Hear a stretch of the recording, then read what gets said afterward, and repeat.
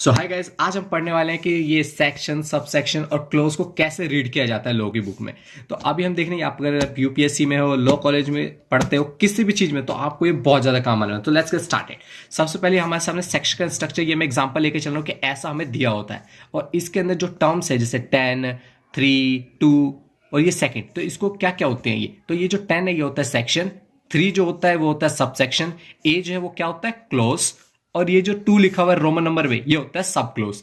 अब इसको हम टोटल मिला के पढ़ेंगे कैसे, तो देखो सेक्शन 10, पहले हम इन नंबर्स को रखते हैं जैसे सेक्शन 10 सब सेक्शन 3 क्लोज ए सब क्लोज 2।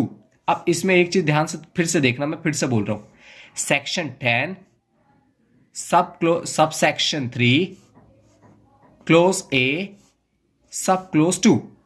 अब आते हैं इसका नोट कि हमारा जो ये रूल है ना, ये हर जगह नहीं अप्लाई होता है, इसमें थोड़ा एक एक्सेप्शन भी होता है। ये जो पोजीशन है ना 3 की यहाँ पे, ये कई बार इसको क्लोज में पढ़ा जाता है और कई बार इसको सब सेक्शन में पढ़ा जाता है। ये तो फिक्स है, सेक्शन ही सेक्शन है, ठीक है। इसका यहाँ से डिफरेंस आता है। अब कब कब कहाँ कहाँ पढ़ा जाता है ये हम देखने जा रहे हैं। तो देखो भैया, यहाँ पे मैंने छोटा सा एक रूल बता रखा है आपको, छोटा सा एक अपने तरीके से एक्सपीरियंस से बता रहा हूँ कि जो सब सेक्शंस होते हैं ना, वो पैराग्राफ और जो भी पैराग्राफ्स होते हैं सब आपस में लिंक्ड होते हैं, और जो क्लोज होता है वो आइटम्स। अभी मैं इसको लाइव प्रैक्टिकल दिखाने वाला हूं, तो पहले एक बार आप देख लो कि लिस्ट ऑफ आइटम्स, इसके अंदर जो क्लोज, इसके अंदर आइटम्स दे होते हैं सब एक दूसरे का यहाँ पे इंक्लूडेड करके लिखा होता है सारा, और इंडिपेंडेंट, सारे के सारे एक दूसरे से इंडिपेंडेंट होते हैं। जैसे यहाँ पे अब हम बुक को लेके चलते हैं लाइव, जैसे यहां से अभी आप यहाँ पे देख रहे हो डेफिनेशन, पेंसिल से लेके चलते हैं। ये जो डेफिनेशन दिया हुआ है ना, डेफिनेशन, ये तो 2 है, ये जो 2 है ये तो सेक्शन है, ये तो हमारे सामने फिक्स है, सेक्शन है, क्योंकि हमने यहाँ पे रूल क्या देखा था, ये फिक्स है, ये होता है क्लोज या सब सेक्शन होगा, इसको पढ़ रहे हैं, पर ये हमेशा फिक्स है सेक्शन।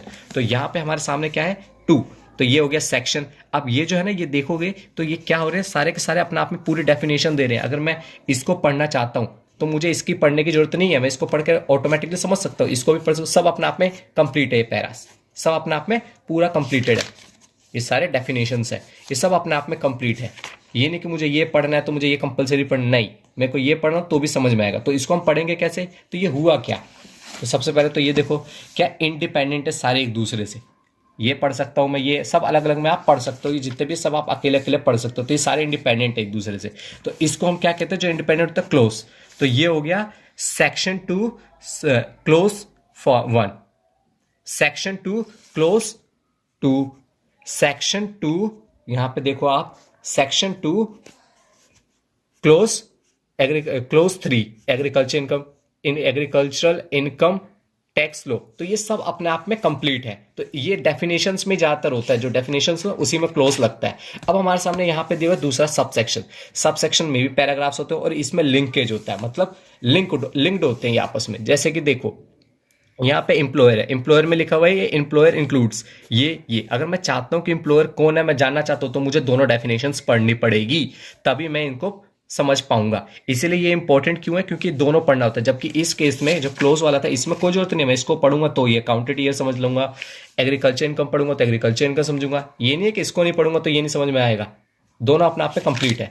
और यहाँ पे कोई कंप्लीट नहीं है, क्योंकि एम्प्लॉयर वही होगा जो दोनों के दोनों कंप्लीट पूरा फुलफिल करेगा, तो वही एम्प्लॉयर कहलाएगा। तो इसके अंदर ये क्या हो गया, सब सेक्शन होते हैं, ये लिंक्ड होते हैं, जबकि लास्ट वाले में कोई लिंक्ड नहीं होते, ठीक है। तो अब हम पढ़ेंगे कैसे, तो ये तो हमने ये स्टार्टिंग में पढ़ाई था कि ये तो सेक्शन है ही, ये 14 सेक्शन, तो सेक्शन 40, और ये क्या है, इसके अंदर हम क्या पढ़ते हैं, सब सेक्शन, पैराग्राफ सब लिंक्ड है। तो इसको हम पढ़ेंगे section 1, section 14 sub section 1, section 14 इसको पढ़ना हो तो सेक्शन 14 सब सेक्शन 2। तो इस तरीके से पढ़ते हैं।